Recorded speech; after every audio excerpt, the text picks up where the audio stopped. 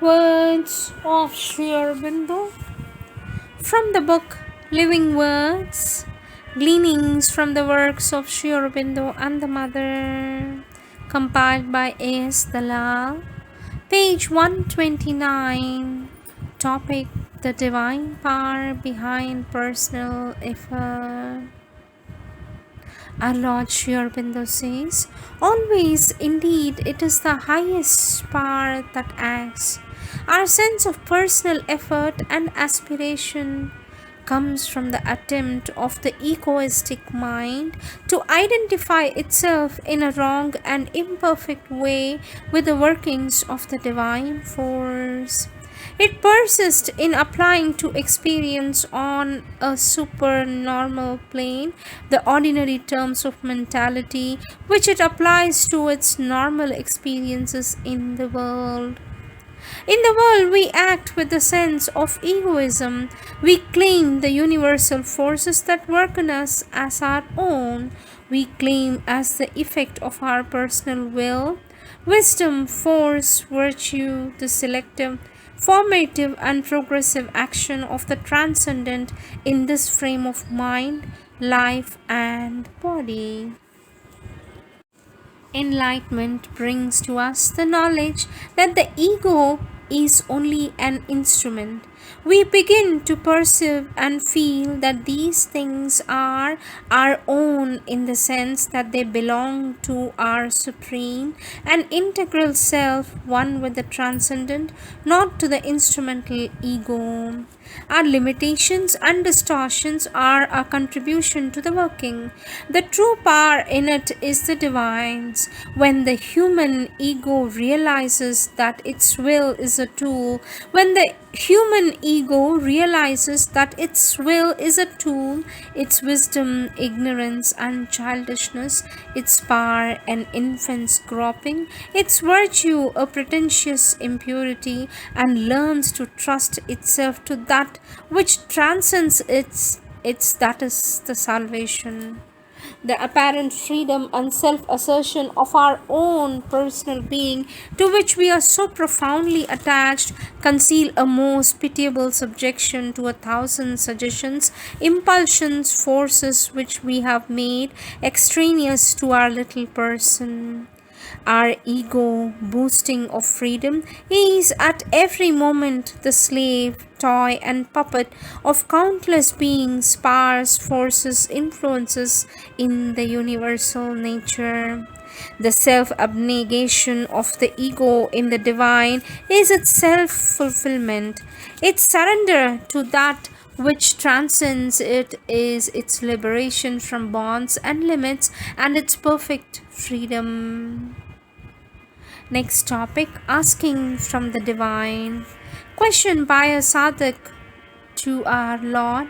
If, for example, one wants to know something or needs guidance or something else, how can we have it from the divine according to our or one's needs? For this, our Lord says, by asking the divine for it. If you do not ask him, how can you have it? If you turn to the divine and have full trust and ask him, you will get what you need, not necessarily what you imagine you need, but the true thing you need you will get, but you must ask him for it.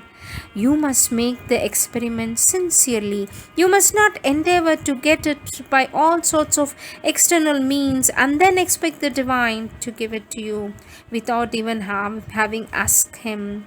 Indeed, when you want somebody to give you something, you ask him for it, don't you? And why do you expect the divine to give it to you without you ever asking him for it?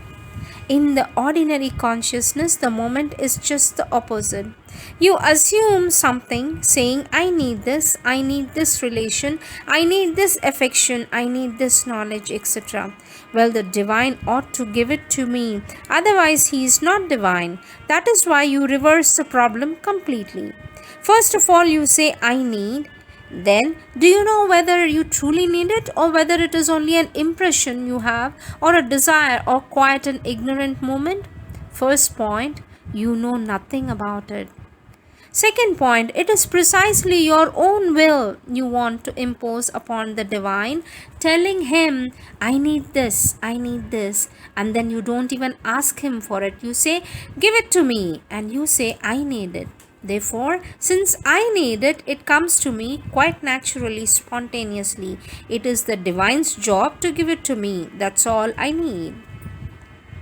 But if it is so happens that truly you don't know what you need, and it is merely an illusion and not a truth, and that into the bargain you ask it from life around you, and you don't turn to the divine, don't create any relationship between yourself and the divine, you don't even create any kind of thinking towards the divine and him, don't think of him or turn to him with at least some kind of sincerity in your attitude, then as you ask nothing from him, there is no reason for him to give you anything. But if you ask him, as he is the divine, he knows a little better than you what you need. He will give you what you need. Or else, if you insist and want to impose your own will, he may give you what you want in order to enlighten you and make you conscious of your mistake, that it was truly not the thing you needed.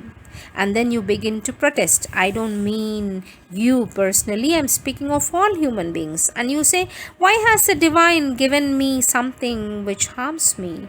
Completely forgetting that it was you who asked for it. In both the cases, you protest all the same.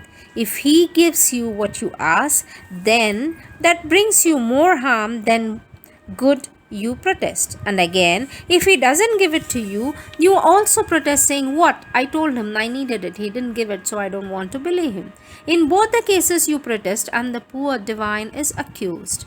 Only if instead of all that, you simply have an aspiration within you, an urge, an intense, ardent need to find that which you conceive more or less clearly to be the truth of your being, the source of all things, the supreme good, the answer to all we desire, the solution to all the problems. If there is this intense need in you, you aspire to realize, you won't any longer say to the divine, give this, give me this, or give me that, or I need this, or I must have this.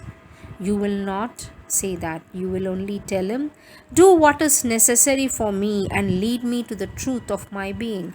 Do what is necessary for me and lead me to the truth of my being. Give me what thou in thy supreme wisdom seest as the thing I need. And then you are sure of not being mistaken. He will not give you something which harms you. There is a still higher step, but it is a little more difficult to being with that. But the first one is already a much truer approach than that of telling the divine, I need this, give it to me.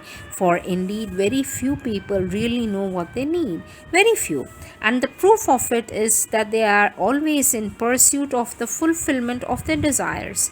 They are always in pursuit of the fulfillment of their desires. All their effort is bent upon that, and each time one of their desires is fulfilled, they are still disappointed and they pass on to another.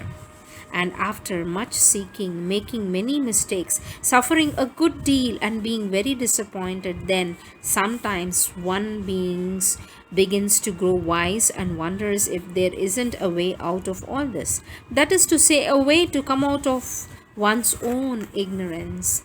And then it is then at that moment that one can do this. Mother opens her arms and says, here I am, take me, lead me along the true path. Then all begins to go well. Allowing the Lord to do it. You're faced with so-called problem. What should you say? What should you say? How should I act? There is nothing to do.